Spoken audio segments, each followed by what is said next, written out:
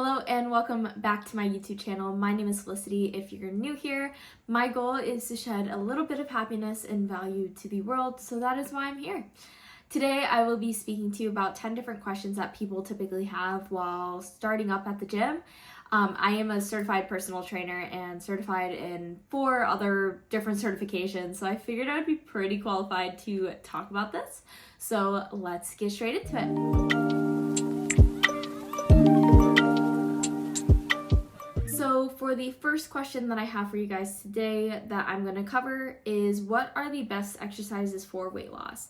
And this is a really interesting question because there's not an answer for it. There's no exercise that is good for weight loss in particular. Just working out and having a good program that you're sticking to, progressively overloading, adding a little bit of cardio, making sure that you're eating well, feeding your body and fueling it correctly is all super important to promote weight loss. And if you do find that you are struggling or you're having this yo-yo dieting and you just can't find a lifestyle that fits best for you, I highly recommend reaching out to a personal trainer or a certified nutritionist to help you get through that phase in your life and figure out what the best way to get you to your goals are according to your lifestyle, because that's essentially what's important. You don't want to go on these little fad diets for 8 weeks, 3 months, whatever the case may be, and then fall off and then get back to where you were previously or even worse. So highly recommend consulting in someone who's certified in whatever you're kind of looking for, and then go from there. The second question that I have is, how often should I go to the gym to see results? And again, this question is highly variable as well. Sorry about my dog in the background. She likes to bark. There is no correct answer for this. So it all depends on what your lifestyle will allow. 1 day is better than no days. 2 days is better than 1 day. However, we don't want to go all 7 days because then you get into a zone of overtraining, and you don't want that either.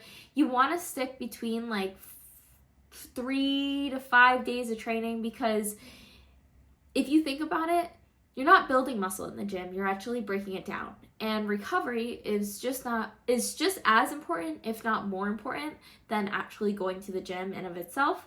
So definitely get in those 2 rest days, but there is no particular amount of time that you need to go to the gym to see results. It's just getting to the gym and putting in that work, building that muscle, doing your cardio, getting that heart rate up, all that good stuff. Number 3 is it better to do cardio or strength training? And there's, again, a little twist to this answer. It's not either or, it's both. You want to have both. Resistance training will build that muscle that helps support your joints and bones and makes you strong, toned. A lot of people like to talk about tonnage, but it's just muscle and muscle growth. And a lot of people are afraid of being bulky, but it's so impossible to get bulky. I've been trying for 4 years and it's just not working for me. But you also want to have some cardio in there. Not too much cardio, because cardio actually over time will break down that muscle. But you want to have a good mix of both. Nothing too intense for cardio unless that is your goal. If you want to run a 5K marathon, you're going to need to do your cardio. But if you're just like an average person just looking to feel better and be able to move with ease, doing a mix of both strength training and cardio is essential. Question number 4 is, how long should I work out for? And this, again, varies depending on your lifestyle, your time allowance, how intense your workouts are, all that fun stuff. But anywhere between like 30 minutes to the very high end of 90 minutes. It honestly really shouldn't be more than 60 minutes, but I know my workouts, sometimes I talk or I'm on my phone, I get a call in the midway, I have cardio afterwards, so it makes it last around that 90-minute mark. But around 60 minutes is honestly ideal. It gets your body moving, it gets you enough time to rest in between sets and exercises so that you're able to put in all of that effort every single set. But about an hour is ideal, but again, it all depends on your lifestyle and where you're at in the gym. Question number 5 is what should I eat before and after my workouts? So I am not a dietitian, so do not come after me. This is just what I know as a personal trainer. Before your workouts, you definitely want a carbohydrate source, and after, you definitely want a protein source to replenish the muscles that we broke down in the gym. Carbohydrates will give you the fuel that you need to get into the gym, restoring those glycogen levels. After, you want that protein. Number 6 is how can I avoid injuries while working out?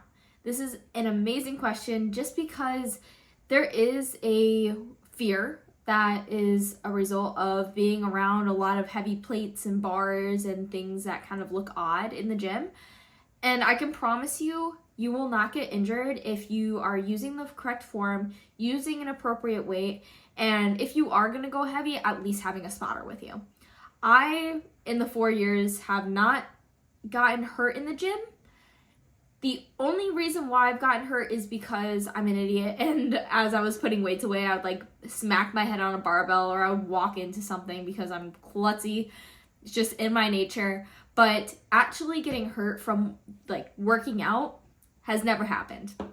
Because I've never ego lifted, so to speak. I mean, I have, and I've broken down my form, but it was stuff on simple things like bicep curls and other things like that where the risk of injury is very low. As long as you're not going into the gym and throwing on 500 pounds when you're squatting for the first time, you're good. That's an over-exaggeration. Definitely work your way up. Start off with, if you can just do the bar. If you can't just do the bar, just do a dumbbell, goblet squats. Nice and simple, but work yourself up. You want a challenging weight, but not too challenging. Simple as that. Number 7 is what is the benefit of using gym equipment? A lot of people like to work out at home, which is perfectly fine. I used to work out at home as well, especially during COVID. I have a pull-up bar right there. I have a barbell at home. I have a few different weights, but I love going to the gym because of the atmosphere and the equipment. So the machines that you see help in isolating each muscle group. So for example, let's take, I don't know, give me a machine. Leg extension machine, right?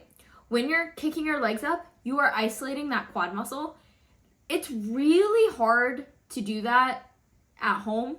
I mean, you can isolate and you can still work your quad muscle by doing some Bulgarian split squats at home or doing, a goblet squat with a heel elevation would be pretty good for quads as well, but you are going to be using other muscles. But to isolate and primarily just use the quad muscle and having that mind to muscle connection with just that muscle group is really hard to achieve when you're just at home using your own home free weights. So that is the benefit of using some gym equipment. Number 8, honestly should be the first one because it's the first step before you even go to the gym, is what do you wear to the gym? Just don't wear jeans and wear sneakers and you're good. You don't even need to wear sneakers anymore. I see people walking around with like Crocs, and I guess those are fine as well. They're really flat. I mean, you could take them off really easily, so Crocs work. But just don't wear, like, boots. You can if you really need to. I've seen some guys working out in Tim's, like some workers that just come straight for work and they want to get a good lift in. Not recommended, but if you have some time to prep beforehand, probably some sneakers. You can wear sweatpants. I wear leggings, shorts, basketball shorts. You want to wear like a t-shirt. Sometimes I'll just wear a sports bra under a t-shirt just in case I do get sweaty and I want to take off that t-shirt. I'll wear a sweatshirt. You can wear a plethora of different things. As long as you feel comfortable, that's all that matters. You'll see some girls wearing like next to nothing and then other girls wearing a boatload of clothes, and same for guys. You'll see them wearing those like cutoffs with like literally no cloth at all. But just wear whatever you feel comfortable in and that you can move around easily in, and you should be all good. Number 9 is, should I work out with a personal trainer? And that is dependent on you. So going into the gym for the first time, I highly recommend you get a personal trainer. They'll help you they will help you get shown around. You'll be able to know how to use the machines there. They'll show you some really cool exercises. They'll teach you a lot as well. So it's super beneficial to have a personal trainer. But if you don't have one and you don't have the income to afford one, because personal training is super expensive, I would just say no, you don't necessarily need a personal trainer. Maybe take a workout buddy so they can watch you and make sure that your form is correct. Obviously, that's not ideal because they don't know the correct form, but they can help you and be like, hey, why are you arching your back like that? It's not supposed to look like that. Or it doesn't look like that in this video. Like if you research some YouTube videos beforehand of how your form should look on certain exercises, that's good. But yeah, so bring a workout buddy with you if you can't afford a personal trainer. But if you can, I definitely recommend investing in one. My favorite thing to say about personal training is using a personal trainer will get you from point A to point B. So A being where you are now, B being your goal, rather than you trying to do it alone, going from A to C to Z to D to F and then back to B.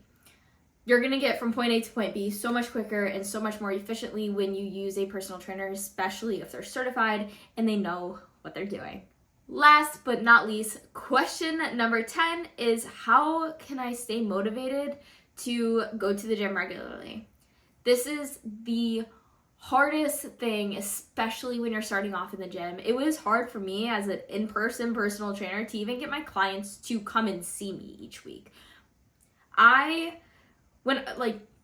remember the days when I first started going to the gym and I just made a promise to myself. I said, no matter what, every single day for 5 days out of the week, I'm going to go to the gym. Even if I didn't want to, I would make sure that I was there 5 days a week. If it was for 1 minute, for an hour, if I worked out, if I didn't work out, I would just show up. And just in the act of showing up gets you into the habit of going. I learned this as well from Atomic Habits. I didn't know this when I first started going to the gym. I started going to the gym like 4 years ago, and I just read Atomic Habits this past year. But I just said, you know what? I'm going to show up and I'm going to promise myself, make that commitment of going to the gym every single day, 5 days a week.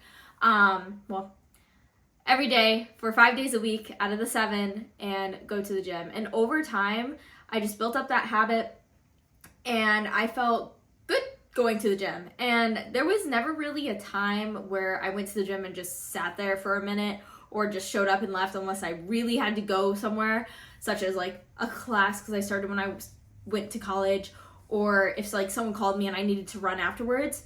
But yeah, just show up. There's not really a thing to keep your motivation up because even days now, I don't feel motivated to go to the gym. I'm like, I get up in the morning, I'm like, oh, can I just lay here all day long? I wish I could, but I still get up, I still go to the gym because I make that commitment to myself, and I know that in the long run, going to the gym and actually putting in that effort will make me feel so much better. And every single day after the gym, I feel so much better anyways, and that'll happen over time. At first, it kind of sucks. I'm not gonna lie. You can get sore. You just are like, oh, I don't want to go to the gym. Like, I know the feeling. I've been there. I've done that. But over time, after like a year or so, you build up that habit, and it just feels absolutely amazing to go to the gym. So that is how I stay motivated to go to the gym on a regular basis. So that is all that I have for you today. Those are the 10 questions regarding the gym and my answers to them as a certified personal trainer. Don't forget to comment, like, subscribe, do all the fun things. Until next Thursday, see you soon.